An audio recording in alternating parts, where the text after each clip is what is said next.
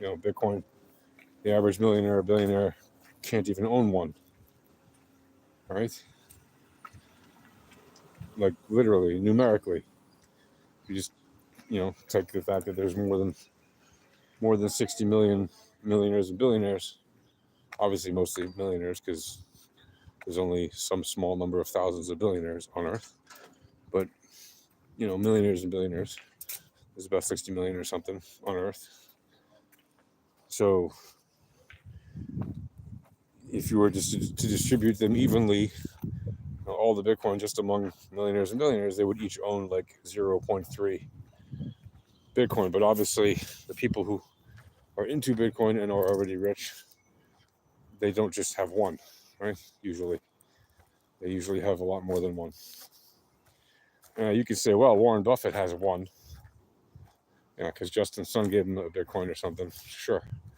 First of all, pretty sure Warren Buffett has more than one, even if he denies it.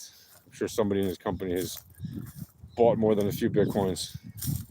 And also, he's made like $1 billion investment into a crypto company. Right? So, yeah, he's perfectly fine with crypto. Also, he has a whole bunch of Tron that Justin's son gave him when he gave him that Bitcoin on that hardware wallet. He gave him a wallet with a Bitcoin and it's like a whole bunch of Tron. So it's not like, and I know Tron, shitcoin, whatever. Yeah, it's a shitcoin, but it's still up there in like the top, whatever, 10, 20 coins or whatever. So it's not like you couldn't sell it if you wanted to. Not that it would be worth a lot, but necessarily for him. Right? I'm sure it'd be more than probably what most people make in a year, but for him that's like chicken change or whatever you call it, chump change. I don't want to say the other thing anyway. But yeah, Litecoin FTW, Litecoin for the win. Why? Because again, when people realize how scarce Bitcoin is, and that the best alternative to it is literally the test net that runs all the code for it first and make sure that it works fine before they implement it on Bitcoin. And that's what it was built for, Litecoin. When they realize that, they realize there's not so much more of it than there is of Bitcoin, and that the price is ridiculously lower. The price isn't a quarter of a Bitcoin. In an ideal world, in theory, one Litecoin should be worth a quarter of a Bitcoin, right? In theory, because there's 4 times as many Litecoins as there are Bitcoins.